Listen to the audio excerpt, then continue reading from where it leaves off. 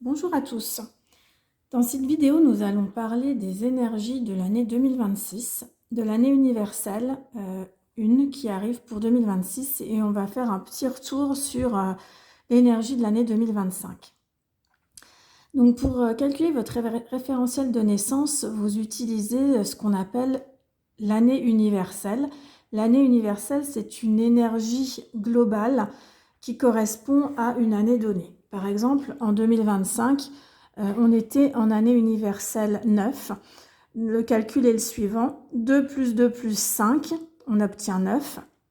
Et en 2026, on va entrer dans une année universelle 1. Donc avec le calcul suivant, 2 plus 2 plus 6 égale 10, que l'on réduit sur une base 9 en numérologie, donc 1 plus 0 égale 1. On obtient donc l'arcane du battleur pour 2026.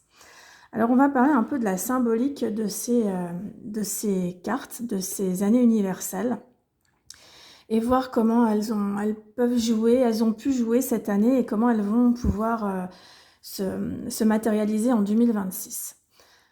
En 2025, on était donc en énergie, en année universelle 9, qui renvoie à l'arcane de l'ermite. Donc l'arcane de l'ermite, c'est une carte qui nous parle beaucoup d'introspection, de retour sur soi, de tirer un bilan, de voir le chemin parcouru. C'est aussi une carte qui nous parle de sagesse, de maturité. On voit que l'ermite est tourné vers le passé avec une lanterne. Voilà, il y a vraiment l'idée de mesurer ce qu'on a fait, d'en tirer les conséquences. C'est une carte de lenteur aussi, vraiment tournée vers observer ce qui a été fait et tirer un bilan de tout cela.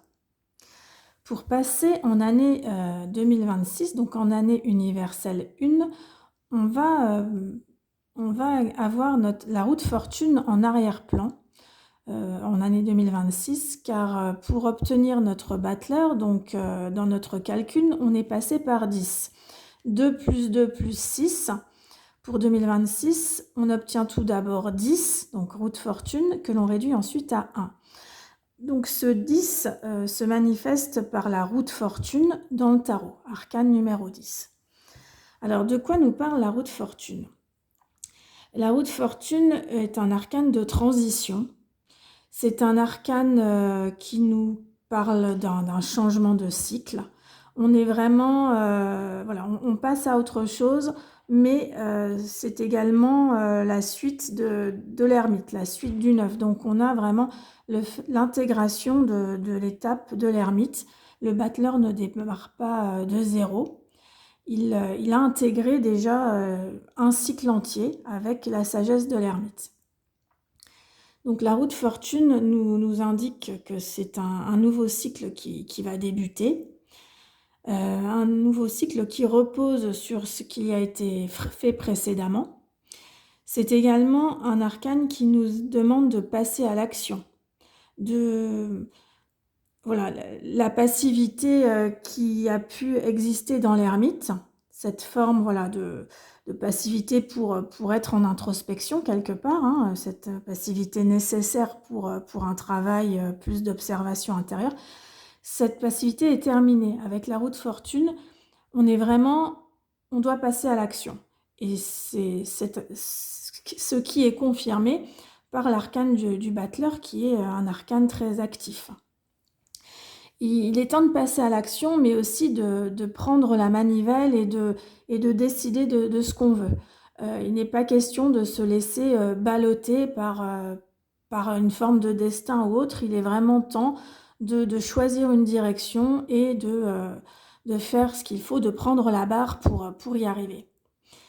Dans l'arcane de la roue de fortune, il y a également un aspect karmique qui nous indique qu'il y a des choses à régler pour pouvoir vraiment débuter sur du neuf.